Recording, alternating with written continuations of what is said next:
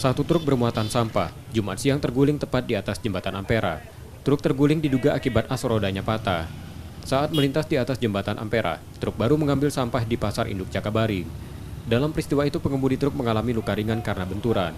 Kecelakaan itu mengakibatkan arus lalu lintas macet hingga 1 km. Ke TPA 1 Sulawesi. Posisi kau di atas ya? Posisi kau di atas. Nah, mobil oleng itu? Tidak, Pak, nyampak bergoyor dia. Kalau langsung berhenti tidak. Dari mana itunya? Dari mana terasa? Itu ada bekasnya, nak. Itu.